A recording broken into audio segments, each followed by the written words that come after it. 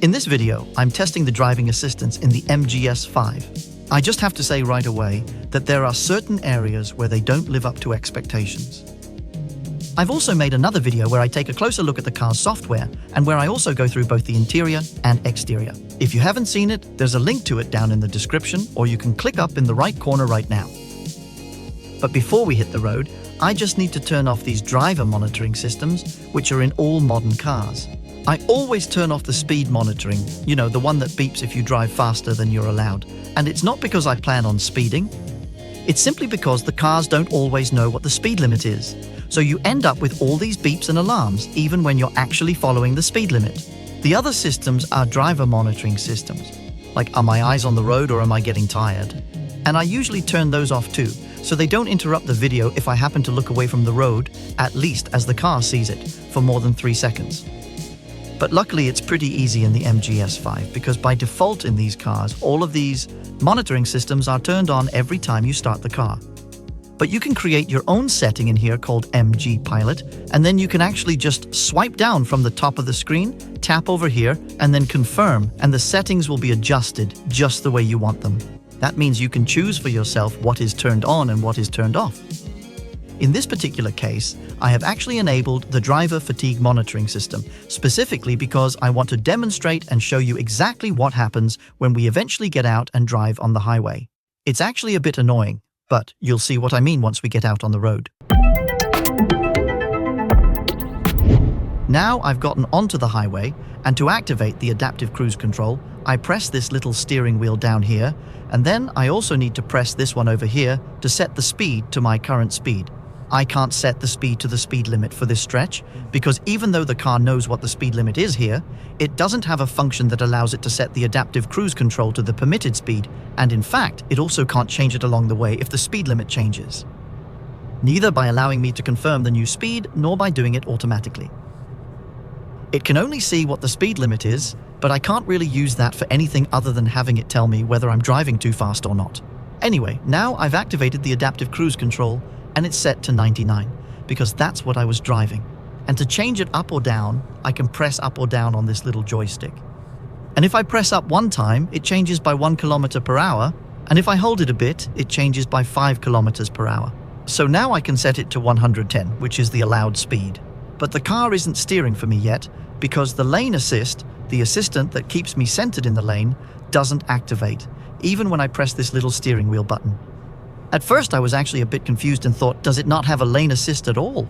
But it does have one. You just have to hold down the steering wheel button for a few seconds and then it activates. And then it remembers it, but only until I turn off the car and leave it. The next time I go for a drive, I have to hold this button down again to activate the lane assist. That's just stupid. Either make a setting so that I can turn it on or off whenever I like, or just let it stay on. Why do I have to manually hold this button down for 3 seconds every single time I want to drive if I want the car to steer for me? That doesn't make any sense either. Very strange implementation, and as I said, I really thought at first that it didn't have it at all because it was so weird to activate it in that way. I really haven't seen that in other cars. This car doesn't have a touch-sensitive steering wheel. It uses the small motor that helps with steering to detect whether there's resistance, whether I have my hand on the wheel. And it works so-so. Just now it popped up and said, please keep your hands on the wheel, and I have to apply a certain amount of resistance. I've seen other cars with a similar system where it works fine. For example, the Xpeng G6, where it's really well calibrated. It works so well that I actually thought it had a touch sensor in the steering wheel because it worked flawlessly, but that's not the case here. If I want to adjust the distance to the car in front, I use the same little joystick, but then I push it to the side instead. To one side, I decrease the distance, and to the other side, I increase the distance. I can choose between 1 and 3 car lengths. If the driving assistants are deactivated, for example, if I brake manually, they turn grey down here, and then the car just rolls. It doesn't steer anymore. I can reactivate them by pressing up here. That's the restore function, and it sets the speed back to what it was before I pressed the brake, and it also reactivates the auto steering. So that's actually pretty good. We should also test how overtaking works when I'm driving with adaptive cruise control. If it works correctly, the car should start to accelerate when I indicate that I want to overtake. That is, when I activate the turn signal. Otherwise, I won't be able to pick up speed when I move into the passing lane. And then I'll be caught up by the cars behind me. So let's try it out. I'm activating the turn signal, and you can see my power meter over here showing how much the car is accelerating. I'm signaling now. Yes, it's starting to accelerate nicely. And then it still thought I got a bit too close there. So I have to be quick to pull out. I've seen that in quite a few other cars as well. Not quite good, but let's try again. I activate the turn signal and pull out a bit quickly. But it's as if it eases off the accelerator a bit when I pull out. Instead of, there's a clear road ahead, so it should just floor it. Otherwise, the people behind me will start flashing their lights at me because I'm too slow. Really strange behavior, that it accelerates and then kind of eases off the gas again. It shouldn't do that. If I am driving with adaptive cruise control engaged in the outer lane of the highway and I suddenly find myself in a situation where I have to quickly move over into the inner lane, ending up behind a much slower moving vehicle, how exactly does the car respond to the need to brake rapidly, especially if I am required to pull in relatively close to that slow moving vehicle? Let's just try this scenario and see what happens. As you can see, it brakes smoothly and nicely. There are no alarms or collision warnings, and the car decelerates exactly as it is supposed to in this situation. Unfortunately, the adaptive cruise control overtakes on the inside. I just tap the brake, so I'm not breaking the law. But it has no idea if there are cars in the outer lane, so it just keeps going at the set speed and happily overtakes on the inside. So yeah, it's not as good as the best systems. Now I want to see how quickly the car identifies the lane when I change lanes. How fast it can see the lane markings again. First, I'll do it by manually activating the turn signal. That effectively deactivates the lane assist, and then I just move into the inner lane here, and now I turn off the turn signal. And there it found the lane. That actually took quite a bit longer. What I've noticed with these kinds of systems is that they're usually better at it if I do what's called a comfort blink. That is, if I just briefly indicate that I want to change lanes. That way the car keeps looking ahead all the time, compared to when I deactivate it, and it suddenly has to start orienting itself only when I reactivate the function. So let's try that as well and see how it goes. I'm just doing a comfort blink here right now to change lanes. Now I'm in the new lane and it has found it here. So yes, it's just like I've seen in many other cars. It's a bit faster when you use a comfort blink compared to doing this, where I actually deactivate the function manually. So it's actually okay that it does it that way. It works pretty quickly. This car also has a blind spot assistant. So if there's a car in your blind spot, you'll get a yellow icon in the side mirror and you'll get it on both sides. But you don't get anything actually displayed or shown in the car's main display screen like in some other cars. If you've seen my other videos, you also know that I always test wide and narrow lanes. And narrow lanes are probably the most important. That's typically where there's roadwork, where some lanes can be as narrow as 2 meters wide. And that's where it's really nice if the car's lane assist, that is the auto steering, can keep you centered in these narrow lanes, which can be a bit tricky to navigate in any case. Now we're coming up to where the lane gets narrower than usual. I'm driving here where I'm allowed to go 80 and the car can see the lane markings just fine. Now it's narrowing, so let's see what happens. It wants me to keep my hands on the wheel, but it's still lost the lane markings down there. And it doesn't look like it's finding them again, so no. The MGS5 can't handle narrow lanes, unfortunately. Not all electric cars can do that either. My Renault Megane can't, the Renault 5 couldn't either. But some new electric cars can do it, and it's just a really nice feature. If, for example, you're driving south in Germany, where there can be long stretches of roadwork, in those situations, it's really great if the car can help keep you in your lane, but that's not the case here. You typically see these wide lanes in Denmark at motorway on-ramps, where for a short distance the lines on the road are spaced further apart. And I have to say, all the electric cars I've tested since my Fiat 500e have been able to handle this just fine. But you never know, so of course I'm testing it as well. Also in the MGS5 here, because you never know, maybe someone missed it during development. So let's see how it goes. Here comes the on-ramp where the lines get further apart. I can see that the car is steering for me. There are blue lines down there, and it keeps steering. It really wants me to keep my hands on the wheel at all times. That's fair enough. But it works fine, as expected. So even though there are some things this car can't do, it can handle the wide lanes. It really would have been bad if it couldn't manage that. I also promised to show you what that driver fatigue monitoring alert does. So now I'll try yawning, and then we'll see what happens. Oh, look, there it just popped up right there. It says, "Don't drive when you're tired." And it's beeping at me, and it just keeps doing that for quite a while. Now I'll just let it run so you can hear how long it keeps going. And I mean, if the person next to me yawns, I usually end up yawning too. That doesn't necessarily mean that I'm tired. We've all experienced that at some point, but it keeps insisting that I shouldn't drive because I must be tired. After all, I yawned. And then it finally stopped. I can totally understand why people turn it off, because just a single little yawn and then you have to listen to it for a long time. It's really annoying. Now I've gone out on the country road to see how MGS5 handles smaller roads, where the terrain might be a bit uneven, so it can't always see the lane markings. How does it handle that? Can it steer, for example, going uphill here? Let's try and see how it goes.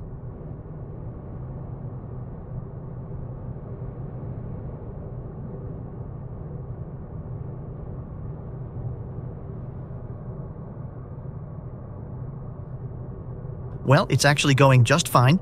Yes, I'll make sure to keep my hands on the wheel. I have got my hand on the wheel. Up here, we're coming to the end of the 60 zone, which means I can drive 80 and the car doesn't change the speed for me, but at least I can see how quickly it registers that there's a new speed zone. Now I've passed the sign. I'm well past the sign. Now it figured out that I can drive 80, so it's pretty slow at that too, so you could say it's probably faster for me to do it myself and set it manually anyway, so I'll just go ahead and do that right now, as usual. Now I'm approaching a city limit sign ahead, and I know the car has no idea we're near a city sign. Actually, I don't even know if it registers it, but let's try and see. Fortunately, the car in front is braking, so we slow down, but it can see that the speed limit is 50, yet it doesn't change the adaptive cruise control, so I have to do that myself now. Luckily, it follows the car in front, so we're driving at the allowed speed. And now we're coming up to this stretch where I usually test speed changes, where it goes from 60 to 70, and then 70 ends. I know the car isn't going to do anything, but let's just see how long it takes to register the sign. It was actually pretty quick with the 60 kilometers per hour sign. I'm still driving at 50 kilometers per hour, so I'd better manually increase the speed. Now we come to the 70 kilometers per hour sign. It actually registered the speed before I reached the sign, so it would have increased the speed before I got to it. That's actually kind of funny. I've never seen that before. But now we're coming up to the 80 kilometers per hour sign. I haven't even had time to set it to 70 anyway, because I have to do that myself, but now the sign has been passed, and now it has changed to 80. So it's actually okay at finding the signs, or at seeing the signs, but unfortunately, I don't really have any way to use it for much else, except that it can tell me if I'm driving too fast, if I've enabled that feature. I can't use it to set the adaptive cruise control, neither automatically nor by pressing OK to confirm. And I really think that's quite below average in 2025 in a car at this price point. I mean, in a car like this, you would really expect such a feature to be included. Even mini cars can do that, at least change the speed, at least let me manually adjust the speed so I can easily set it to the speed limit for the stretch I'm driving on. The fact that it can't do any of this at all, I really think that's just not good enough. As you can see here, the adaptive cruise control also works down to 0 kilometers per hour. Now let's see what happens when the car in front starts moving again. It hasn't been that long since we stopped, but nothing happens. It doesn't even come up and tell me that I need to press some kind of restore button or step on the accelerator to get going again. It just doesn't start moving. Once the car stops at 0, it just stays there, even if we don't hold still for very long. And that's a bit of a shame, because one thing that function is really good for is when you're driving in heavy traffic on the highway, for example. That's always a lot of stop and go. And sometimes you stop for just a second, sometimes for several seconds, so it's nice if the car starts moving again by itself and just follows the flow of traffic instead of you having to manually get it going every time. But it also doesn't look like the MGS5 can handle that. It's also important to see what the driving assistants do if I don't respond to warnings to keep my hands on the wheel, because it could be that I became unwell while driving with adaptive cruise control and lane assist, and then the car would just keep going. That's why you have these warnings that pop up, to make you aware that you really do need to keep your hands on the wheel. But what if I become unwell, fall asleep, or have a medical emergency? What happens then? The good systems, well, they try in every possible way to make me aware of it. First, they start beeping, like this car does as well, but if I don't respond to that, they might tap the brakes a bit to jolt the car. They can tighten the seatbelt for safety, and if I still don't do anything in response, well, then they turn on the hazard lights and bring the vehicle to a complete stop on the road. That's the right way to do it, but let's try to see what happens so far. It tells me to keep my hands on the wheel, but now I'm being naughty, so let's see. I keep my hand off the wheel and it starts beeping at me.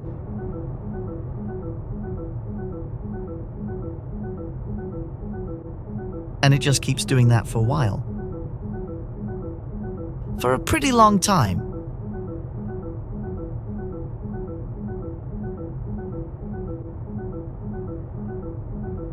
A really long time, actually. Now it says take control of the vehicle. It's beeping faster, and it has turned off lane centering but bounces on the center line. So at least I haven't drifted into the other lane, but it's still moving forward. It doesn't bring the vehicle to a stop. It just beeps and then it kind of bounces along the center line there. I've actually also experienced that it moved so far back into the lane again, into the driving lane, that the auto steering reactivated and then it kept going. But as you can see, it just keeps on going.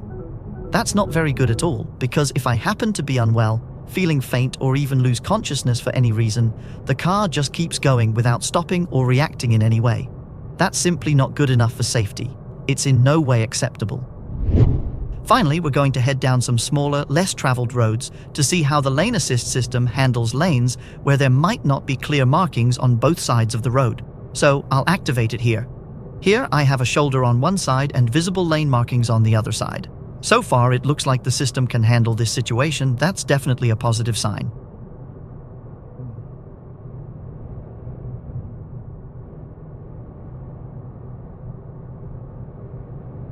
Down here, there's a kind of scraping in the center lane, which sometimes confuses the cars a bit, so let's see if the MGS5 also gets confused. Here it comes. It handles it, but it just lost it for a moment. I had to steer it back in myself. So yes, it did get a bit confused by that chicane, but it's found the lane again, and it's actually steering just fine around the bend here. So it's like, it's okay. And now we come to the last part of my test stretch. It's not that any of these cars promise full self-driving, but the reason I take them out on these smaller winding roads where you're not allowed to drive as fast, but where the road curves more than on a country road or a highway, is really to test the lane assist and see how good it actually is at staying in the lane when the road's course isn't completely normal and doesn't just go straight ahead. And in that regard, this is a very good test of how good they are. So far, there is only one car that has made it all the way through, and that's the Xpeng G6. Here, the MG has already lost the lane, so I have to help it a bit. Let's try again here and give it another chance. So far, it's going fine. Now, let's see what happens when I go over the speed bump up ahead. Some cars lose it when the car goes a bit up in the air. Yes, it actually lost it even before the speed bump, so that wasn't particularly good either. Now we come to this turn, which everyone except the Xpeng G6 has failed at, and it's also really difficult because it's uphill, the lane markings are really poor, and it's also in a curve, and, well, it lost it there too, so I have to intervene and get the car back in the lane, so it didn't manage that either. But all the others except the G6 have also failed here. Now we come to the last turn, which is almost a 90-degree turn, with a bit of a sharp, it lost the lane again there. Yeah, That's really not great, I have to say. It's among the worst when it comes to this. I know that the lane assist is primarily designed for country roads and highways, but it does give an indication of how well the system actually keeps the car in the lane. Yeah, and it's really not that good compared to many of the other cars you can get today. So what is my overall assessment of the MGS5? I have to admit, I'm pretty disappointed. First of all, I really don't understand why MG has 3 models in their lineup. Having a model that can only AC charge on a single phase seems pretty foolish. So, as I mentioned in the first video, your real choice is between the long-range version of the Comfort and the luxury model. Unless, of course, you mainly plan to use fast charging, but at the same time can live with a range of only 340 kilometers. A combination that I don't really think makes sense, but feel free to leave a comment if you disagree. As I also mentioned in video 1, you miss out on a number of essential features, such as a heat pump and battery preconditioning if you choose the Comfort model. If you never go on longer trips with your MGS5, then maybe you can live without them, but I still think it should be standard. Fortunately, compared to earlier, MG has lowered the price of the luxury model, so it's now only 20,000 Danish kroner more expensive than the comfort version. Previously, it was 40,000. And when you look at what else you get with the luxury model, I would probably choose to pay the extra 20,000, especially when you're already looking at a price around 250,000. Personally, I just wouldn't choose the MGS5. I simply think that both the software and the driver assistance systems are too poor. Besides the fact that the software responds very slowly in the car, there are also some really silly errors, like the fact that it can't calculate a route to Paris because the system apparently doesn't have enough resources to handle longer distances. And while the navigation can both filter among many charging providers and show the expected arrival state of charge, it just seems like MG has simply cut too many corners on the processor that runs the system. You can also see this clearly when you try to use the voice assistant, which, even though it's in Danish, is completely useless. Both because it's really bad at understanding what you say, and because it's so slow that you don't even bother trying. The driving assistants are also below average. As you've seen, the car can't adjust its speed to the speed limits, either automatically or manually. The lane assist also can't handle particularly complicated conditions or narrow lanes, and it's simply too dangerous that the car just keeps driving with adaptive cruise control if I don't respond to warnings about keeping my hand on the steering wheel. The car itself is quite nice, so in terms of hardware you get a lot for your money, but that's something we've come to expect from Chinese cars. It's just that the software and assistance systems are not on par with what other manufacturers, including Chinese ones, can deliver. If you don't care about slow software and never use the assistance systems, and if you can live with having to plan your long trips in several stages because the system can't handle routes that are too long, well then you get a lot of car for your money with the MGS5. And if you also don't have major driving needs and can live with the fact that it can take up to 14 hours to fully charge the battery, then in principle you can get a huge SUV for 230,000 kroner. But if, like me, you also want a car where the software and assistance systems work well, then you should probably look elsewhere. If you want to see more from my channel, YouTube has found a video for you right there. And if you're not already subscribed, I hope you feel like doing so now. Finally, if you'd like to support my work directly, you can buy me a cup of coffee. See you soon.